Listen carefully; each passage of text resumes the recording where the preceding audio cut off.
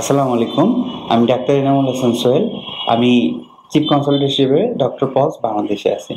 আমি আজ যে বিষয়গুলো নিয়ে কথা বলব তার মধ্যে খুব ইম্পর্টেন্ট একটা বিষয় আমরা সাধারণত সবসময় ফেস করে থাকি। খাবার খেতে গিয়ে মাছ দিয়ে যখন ভাত খাই অনেক সময় আমাদের গলায় কাঁটা ফুটে যায়। তো সবাই আমরা জানি এই যে কাঁটা ফুটে গেলে সাধারণত আমরা কি করি? হোমিওপ্যাথ মেডিসিনই আমরা বেশি খাই। আমরা সবাই জানি। কিন্তু কি মেডিসিন খাই সেটা আমরা জানি না। সো আমি আজকে এটা নিয়ে কথা বলব কি মেডিসিন খাই এবং কিভাবে খেতে হয়। সো গলায় কাটা ফোটার পরে কি করব আমরা যখনই গলায় কাটা ফুটবে আমাদের একটা মেডিসিন আছে অ্যানাগালিস 200 সেটা আমরা কি করতে পারি ৩০ মিনিট পর, পর ৩ থেকে ৫ বার খেতে পারি। খেয়ে একদিনের ভিতরে যদি চলে যায় তাহলে আমরা আর কোনো ধরনের মেডিসিন খাবো না।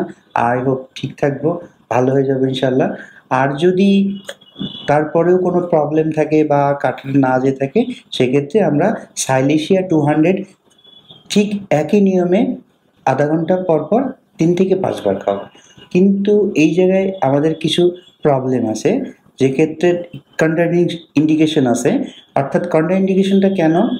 যদি কোনো প্রেগনেন্ট মহিলা থাকে অবশ্যই আমরা তাকে সাইলেশিয়া 200 দিব না। অবশ্যই আমরা সাইলেশিয়া 200 দিব না। কেন দিব না?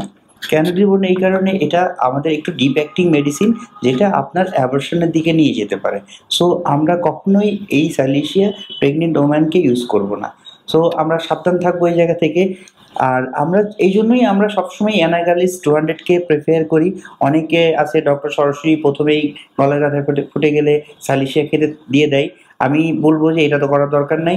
আমরা অ্যানাগালিস দিয়ে ট্রাই করব, না হলে পরের দিন সাইলেশিয়া ট্রাই করব। এবং এর মাধ্যমে আমাদের এ থেকে মুক্তি পেয়ে যাব।